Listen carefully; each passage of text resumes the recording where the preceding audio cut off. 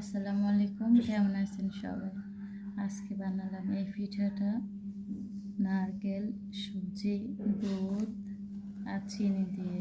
এটা কিন্তু খেতে যে কত মজা কি বলবো। এই পিঠাটা আমি জানি অনেকেই খাননি, কারণ এটা আমি নিজ থেকে বানাইছি আজকে মতোই 3-4 বার। তো প্রায় বানাবো ঘরে নারকেল থাকলে সুজি থাকে না, এমন করতে করতে প্রায় অনেক দিন পরে বানালাম আজকে আবার। এটা যে খেতে কত মজা কি বলবো।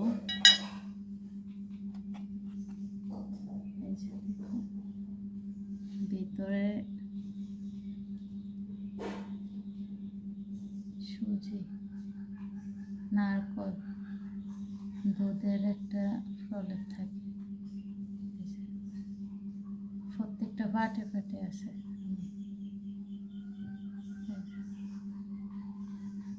চলেন খেয়ে দেখি কেমন। বিসমিল্লাহ।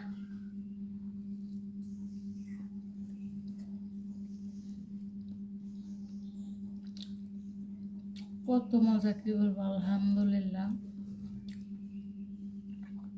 আপনারা এবার ট্রাই করবেন। প্রথমে নারকেল, চিনি, সুজি সব একসাথে নিয়ে, নারকেল আমি প্রায় ব্লেন্ড করে আজকে দেই না, এমনি দিয়েছি আস্ত।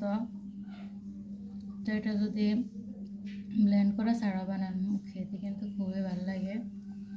একসাথে করে প্রথমে সুজিটা ভালো করে রান্না করে নেবেন, পরে চালের গুঁড়ি আর সামান্য ময়দা বা আটা দিয়ে ডোটা, এই পিঠার এই ডোটা গোলাই নেবেন রুটির, পরে বানায় নেবেন একটু একটু করে ভিতরে দিয়ে।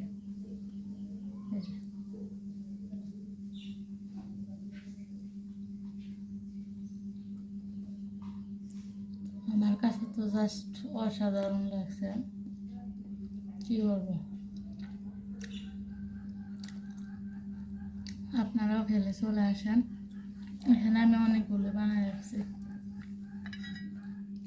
একটা একটা করে এখন কেটে নেব।